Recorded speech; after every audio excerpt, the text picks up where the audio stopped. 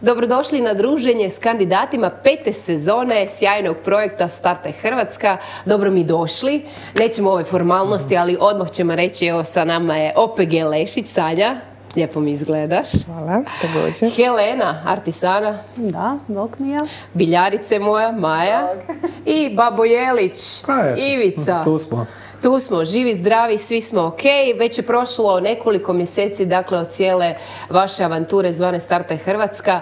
Pa idemo nekako na početku zapravo, jer ono što čitam pitanja koja meni stižu, zapravo se ljudi na početku boje možda te prijave na naš projekt i nekako ima taj neki mit da je možda teško upasti. Pa odmah u glavu, Majo, što treba imati taj X faktor da bismo uspjeli u ovoj emisiji? Prvo, hrabrosti. Onak, izaći svoje komfort zone. Ali nije teško. Nije teško uopće, dapače, ja sam imala prvobitno osjećaj, ajme, jedna sam, sama sam, kako ću, šta ću. I kad sam se prijavila, ljudi su mi rekli, ali to mi i tražimo, ne brinite se, sve ćemo vas voditi. I stvarno tako je bilo. Samo malo hrabrosti i to je to. Ivica je imao puno hrabrosti skupa sa tvojom Ivanom. Vi ste i hit proizvod 2024. godine. Pa jeste li onako nekako na početku mislili da ćete teško upasti u projekt? S obzirom da je ipak riječ o borovnici, odnosno bobici, koja nije toliko poznata na našem tržištu. Pa mislili smo da će biti puno teže, jer ide konkurencija onak, uvijek ima proizvođača, uvijek ima nekih ljudi koji žele isto nešto svoje inovativno novo progurati, a pogotovo Haska, kak je bila ta nepoznata bobica, onak, poprilično sam mislio da će biti teško im se odabrati baš za to, a eto, bila je odlična odluka i na kraju smo i postali hit proizvod, tako da super sam, baš bi bilo fora, eto. Pa cijela ova avantura zapravo za vas je izuzetno ispala, ali mislim i za sve zapravo kandidate. Helena, kako ste se vi zapravo odlučili kao pir, nije namirnica koju baš svaki dan ljudi vole ili konzumiraju, i kako si sad odlučila, ok, idemo mi sada u to, neće biti teško? Pa nekako, s obzirom da smo 2 godine već ranije bili u tom piru, vidjeli smo da je potražnja sve veća, a kad smo malo istraživali kakva je situacija na tržištu, u stvari nema puno tih proizvoda od pira i nekako smo smatrali da bi to moglo biti zanimljivo jer je pir u stvari tražena namirnica, proizvodi su integralni, tako da nekako smo smatrali da bi to moglo uspjeti, iako je na početku bio prisutan strah da smo mi jako mala manufaktura, da nećemo uspjeti proizvesti dovoljne količine. Ali što ti je bilo potrebno da kažeš, ok, idemo bez straha? Što ti je odagnalo taj strah, pa ste rekli idemo se prijaviti? Pa nekako mislim da trebaš iskoristiti neku priliku kad imaš taj neki osjećaj da bi nešto možda moglo uspjeti, da jednostavno trebaš ići za tim, iskoristiti tu priliku, pa onda kako bude. Ali većinom ispade puno bolje nego što zapravo zamišljamo u glavi. Dakle, naši svi gledatelji mogu zapravo bez straha reći, ok, idemo probati, ništa se strašno neće dogoditi. Pa da, mislim, najgore što se može dogoditi da ne prođeš i to je to. Na kraju daćemo mi prilike. Evo, Sanja, ti si isto zapravo super primjer. Vi ste zapravo plasirali nešto što bi ljudi rekli da je klasika, džem od šipka. Ali kako si ti onako jedna ona ženska glava promoćuno rekla, ma ne, to će dobro proći. Koji je bio taj prijelomni trenutak? Pa znaš kako, džem od šipka kao džem od šipka ima ga stvarno jako puno. Međutim, ono što je karakteristično je zapravo kad ljudi probaju, onda zapravo shvate da itekako ima razlike između džema od šipka i džema od šipka. Znači, ti si vidjela ovu platformu kao zapravo situaciju gdje će što više ljudi moći probati taj džem i nekako će te ova platforma pogurati više. Naravno, naravno. I to smo zapravo svi jako dobro iskoristili. Evo, kad gledamo da ovaj projekt daje i jednu široku potporu, dakle, Spar je izuzetan partner koji je prošao s vama sve neke nedaće. Pa idemo malo o tome pričati, jer naprosto ljudi kad krenu u neki projekt uvijek misle da će biti možda puno više negativnih situacija nego pozitivnih. Ali idemo se mi koncentrirati na ove pozitivne. Koji su vama bili najbolji trenuci u ovoj avanturi? Ivice, osim pobjede, nema mi sad o tome, volite. Pa koji su bili onako Pa mislim da mi je bio najbolji trenuci, pa sama ta početak projekta i dolazak samog audita i kontrole, jer onak uz pomoć njih smo onda shvatili da imamo još nekih grešaka za ispraviti, koje smo ispravili da smo i bolji i to te onak gura napred da ti onak znaš da si dobar, jednostavno znaš da ti je, to si ispunio, to si napravio, onak checking listu napraviš i onda dolaziš do nekakvog onoga levela gdje ti si stvarno već super proizvođač, radiš i imaš dobar proizvod. Dakle, najbolja stvar je učenje. Učenje, tako je, da, jednostavno i sama komunikacija među nama, svima kandidatima mi je bila super, jer jednostavno cijelo vrijeme se onak čuješ jedan s drugim, da imate prolaziš. Dobru vibru. Da. Ma meni je bilo najsmješnije kad smo bili na jednoj radionici, gledamo koji su kandidati, onak vidim Biljarica, a onak samo se od prije iz jedne priče, ali nismo se znali, samo krenuti se pogledam, a gle Maja je to, ali to je to, ali onda je onak, a prije toga smo se vidjeli, ali niko nikome nije rekao da je u projektu. I sad imate zapravo puno zajedničkih tema. Helena, kad ste vi vidjeli nekakvih tih situacija koje moraju se ispraviti što se tiče audita, je li bilo nećemo to uspjeti ili je bilo super, ovaj moment što Ivica kaže idemo učiti, idemo dalje, to je ništa za nas. Pa da, uvijek je izazov naučiti nešto novo i meni je bio super moment kad su ove gospođe iz kontrole kvalitete nekako rekla da vjeruju da to ja mogu napraviti sama, da ne trebam nikoga angažirati jer to je papirologija bila sva postojeća, ali u rasulu. I nekako su mi baš dale kao tu neku motivaciju da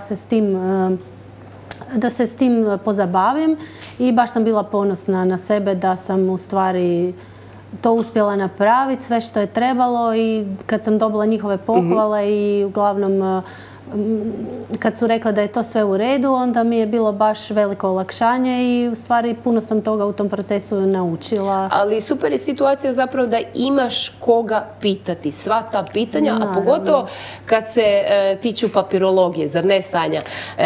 Zar nije to malo da te onako na početku, možda ti je taj strašni moment što sve nas očekuje, ali onda ti oni zaista kažu koncentrirano sve sad. Ja sam baš htjela se nadovezati na Ivicin odgovor. Meni je nekako komunikacija između Šparovaca i nas, to mi je nekako fantastična zapravo. Jer nismo se sramili ili nismo se usudjeli.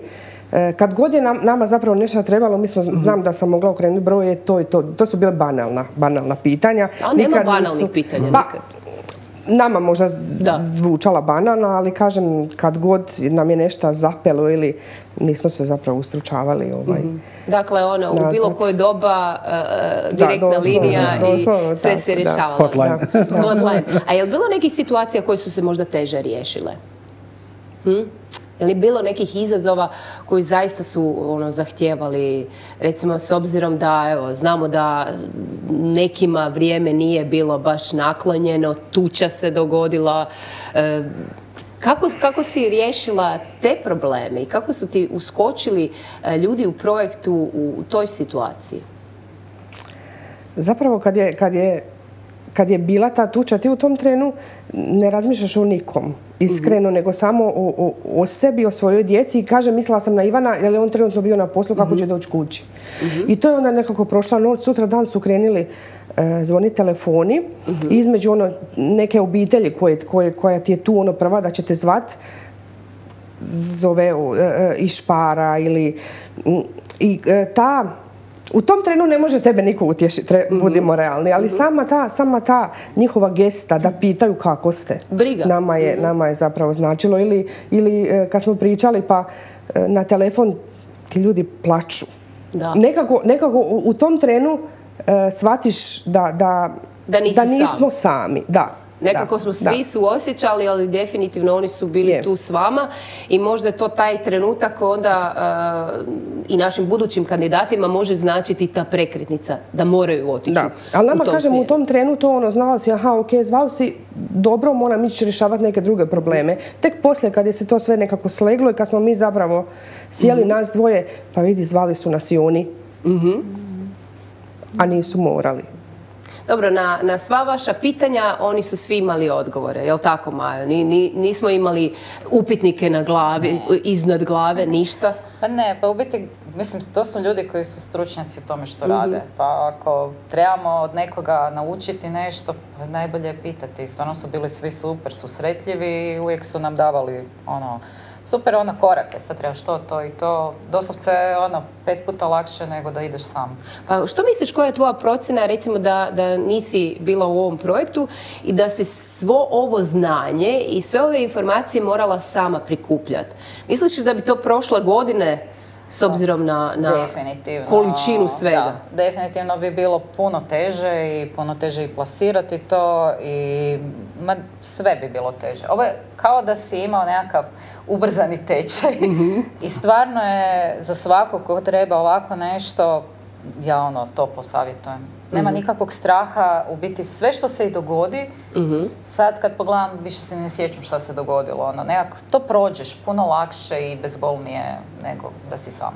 A što kažemo na ovaj segment ipak i uz proizvodnju i prodaju, ovaj element marketinga, dakle i kamere, evo podcasti, televizija, intervjui, jel vam je to teško padalo? Dobro, Sanja, doći ću do tebe, vidim već da me gledaš, Helena. Naime, ti si dobila zapravo jako veliki poticaj kroz ovaj cijeli projekt i još si dalje htjela učiti. Naime, upisala si digitalni marketing još, ako se ne varam. Pa u biti da, ja sam najprije trebala prevladati malo tu svoju socijalnu anksioznost koju imam od malih nogu, tako da mislim da je to bio veliki korak i na mom nekom recimo osobnom razvoju. I mislim da je to super kad ne dopustiš da ti neka tvoja, ajmo reći, mana ili nešto što bi te moglo spriječiti u ostvarivanju nekih ciljeva, kad zapravo to ne dozvoliš i budeš dovoljno hrabar da kreneš u nešto i onda vidiš da u stvari ipak možeš i da možeš prevladati i strah od javnog nastupa i od kamera i od zamuckivanja i od drhtanja i tako, da se to u biti sve može prevladati i da to nije u stvari toliko strašno. Dobro, možeš slobodno reći da smo bili nježni i dragi i da smo pomogli. Jeste, jako ste bili susretljivi, opušteni i na taj način ste i nama pomogli da se opustimo i da to sve nekako teče, a da nije onako nikakav pritisak i neka atmosfera di misliš da si onako baš pod reflektorima, iako jesi u tom trenutku, ali stvarno evo, baš onako opušteno i ali pričaj mi, kako si se onda još odlučila nadograditi ovaj digitalni marketing? Naime, to je fenomenalna priča kad zapravo kreneš u ovaj projekt i sad evo, odvede u još nekom smjeru koji nisi do sada vidio. Pa evo, mi recimo s tim društvenim mrežama smo bili baš jako loši. Nisam to stigla pratiti jer jednostavno me život vodio nekim drugim putevima. Nisam znala što je story, što je reels, kako to postaviti, kako nešto snimiti, složiti i uglavnom bila je početna ideja da unajmimo nekoga tko bi to radio. Pokušala sam nekoga tražiti, međutim nisam bila baš 100% sigurna kako bi netko mogao to raditi bolje od mene, jer ipak sam ja u toj proizvodnji, ipak ja to radim i ipak ja mogu najbolje to dočarati nekako. I onda sam odlučila u biti unajmiti marketinšku agenciju gdje sam prošla taj neki tečaj gdje sam naučila te neke stvari o kojima prije stvarno nisam imala pojma. Tako da mislim da sam i tu u kratkom roku postigla ne sad neki, ne znam, zavidni uspjeh. Tek si na početku. Ali da, ali mislim da je to super početak i za nadogradnju za dalje. Je li netko od vas još otkrio neke svoje dodatne ljubavi uz ovaj posao? Mislim, nije lako biti mali poduzetnik, zar ne? To su veliki izazovi. Jako. Mogli bi reći sve, ne? Pa ja bih mogao reći da meni se sviđalo u projektu samome što je bilo, što su nam lijepo dozirane sve informacije. Znači, nije ono da smo dobili odmah listu odmah zadataka, ne znam, 20-30 stavki za obaviti. Točno kako je neka stvar išla u projektu, tako smo dobili zadatke.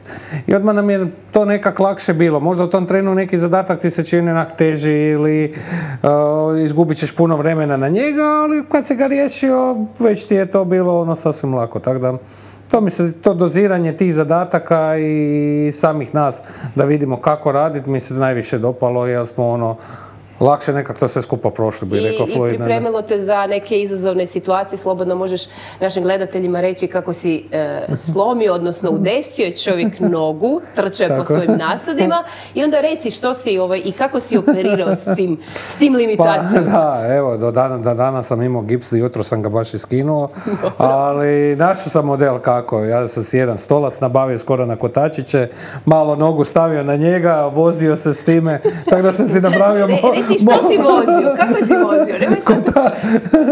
Stiskao si, dakle, pedale na traktoru sa štakom, imao sam štake i... Nemojte to slučajno pokušavati, ali samo hoću reći da jednostavno čovjek bude spreman na apsolutno sve izazove. Ali kad treba neki zadatak riješimo ga, to je tako. To je samo jedna, kako me pitala ova kolegica iz projekta, pa kako ti je noga? Ja ne znam, moraš pitati nju kako je njoj sa mnom. To ti je to. Ja sam dobro, a njoj je problem sa mnom, šta ja nju tjeram da mora biti. Evo, morala se brzo samo izliječiti da možeš dalje. I dobro, evo, taman još malo i već trčimo dalje. Je li vam cijeli ovaj projekt do sada predstavljao zapravo jednu lagodnu situaciju ili je bilo manje lagodnijih situacija kroz ovu avanturu? Majo, ti nešto mi zamišljeno gledaš, pa ne znam, jel tražiš ili ne tražiš? Ja mislim, uvijek je u projektu bilo više bilo pozitivnih i dobrih stvari nego što je bilo možda tu i tamo nekakvih, ma ne bih rekla ni negativnih, to je bilo samo tu i tamo nekakvih kao štucanje. Prepreka? Da, ali sve smo riješili, stvarno, ne znam, toliko, evo sad kad me pitaš, imam osjećaj kao da je prošlo 100 godina, a ne godina dana. Da, onako, toliko se izdešavalo stvari da jednostavno imaš osjećaj da je, ne znam, 5 godina prošlo umjesto godine dana. Dobro, je li sad osjećaš da si onako stvarno punokrvni mali poduzetnik u Hrvatskoj? Jer to nije lako biti. Pa da, sad se osjećam poduzetnicom i osjećam se da ću samo i dalje rasti i dalje učiti, nema druge. I imaš već u planu i novih proizvoda? Imam, ali neću vam još odati. Dobro, ali to bitno recimo naglasiti s obzirom ovako kada pričamo o behind the scenes cijelog zapravo projekta, je bitno naglasiti da ljudi koji se uključuju u ovaj projekt naprosto samo dobiju taj jedan poguranac da zapravo stvaraju još novih proizvoda, zar ne, Sanja? Je, tako je, da. Evo, znam, vidiš, voliš me, ali jesmo sada govorili da mi volimo tebe opuštati i kad nisu kamere s nama, ipak si puno pričljivija. Je, da, nama ovo nekako, malo mi, ne da mi stvara stres, nego možda da je poškakliš malo. Stotinu toga mi se vrti u glavi, onda nešto bi rekla, zapravo... Reci mi bar 2 stvari koje ti se vrte sad u glavi, dok ovako razmišljaš o projektu, o svemu što se prošlo. A da nije šipak. Ne sad. Šipak. Ali jesmo na tragu novih proizvoda. Jesmo, da, definitivno, da, non stop nešto. Vidiš da je šipak, rekao sam da je šipak. Da, je, pa razmišljamo o novim proizvodima, ali to još uvijek ne ostane sve tajno. Dobro, na kraju cijele ove avanture zapravo, jel bi sad sve ponovili? Da. Ja bi. Tako je brzo prošlo. Znači, prošlo je tih godinu dana meni i kad s Ivanom pričam, nevjerojatno brzo. Znači, prebrzo, čak bi rekao, krene, ali godina iza nas i sve bi ponovili ovako kako je bilo? Ili ima nekih možda... Ja bi brže trčam. Ti bi malo štedio nogu. Maja, Helena, Sanja. Pa evo, meni je bilo poslije žao da nisam još jedan proizvod osmislila, jer sam u toku projekta zapravo dobila jednu super ideju, ali mislim tada je bilo već prekasno i bilo je preintenzivno. A baš mi je žao da recimo da se nisam toga sjetila nešto prije. Hoćeš otkriti, nećeš otkriti? Pa neću još. Ti si tajanstvena kao Maja, ali Maja, svaka čast, do tebe baš šamponi, kruti šamponi nisu bili toliko in, a sad evo... Da, mislim, stvarno na početku prvog razgovora i sve da, to je u biti jedan niš proizvod i mislim, iskreno 90% ljudi ne zna da postoji to na hrvatskom tržištu i toliko je bilo divno kad su počeli ljudi slati poruke. Znači, svako jutro se probudiš i onak te dočeka hrpa poruka, ljudi oduševljeni, pitanja. Ma ne, super. Ja sam toliko oduševljena i oduševljena sam tom pozitivnom energijom ljudi koji su mi dali. Ja mislim da ovo sve što vi meni danas pričate, ta jedna pozitiva i taj jedan val na kojem ste još uvijek jašete, iako je prošlo godinu dana, ja mislim da je to zapravo dobar poticaj svima koji se žele prijaviti u projekt. Pa evo, jedna stvar baš zbog koje bi ljudi trebali odmah sad, nakon što vide ovaj razgovor, krenuti u prijavu na Startaj Hrvatska. Helena? Pa mislim da je to jedinstvena prilika za malog proizvođača da se probije na velikom tržištu. Smatram da bez pomoći koje smo imali u projektu bi samostalno to bilo skoro pa nemoguće za nekog. Govorim osobno za nas i za naš brand. Ne znam kako drugi na to gledaju, ali mislim da bi bilo nemoguće dospjeti na police velikog trgovačkog lanca i porješavati sve te zavrzlame koje su potrebne da bi do tuda došao. Tako da mislim da svatko tko ima neku ideju ili neki dobar proizvod da se treba ohrabriti, pokušati i da neće požaliti. Čak i da nije do kraja razrađen, imamo zaista dobar tim koji će to napraviti za vas, tako da definitivno prijavite se, ali imamo i čovjeka koji će možda još reći samo na jedan mali moment a to je kako doći onda do tog hit proizvoda, otkri bar malu tajnu, pa će možda pa biti temeljit u svemu. U svim zadacima koje imaš, biti temeljit u svemu i jednostavno vjerovati u to sve skupa što radiš. Samo koju grešku napraviš, tako je. Koju greškicu napraviš nije greška, nego ti samo level up i dalje. Ali budi temeljit u svakom detalju. Gledaj svaki detalj da ga napraviš najbolje što znaš. Nema ispostaviti, reći čuj, nisam stigao, nisam mogao, i tako dalje.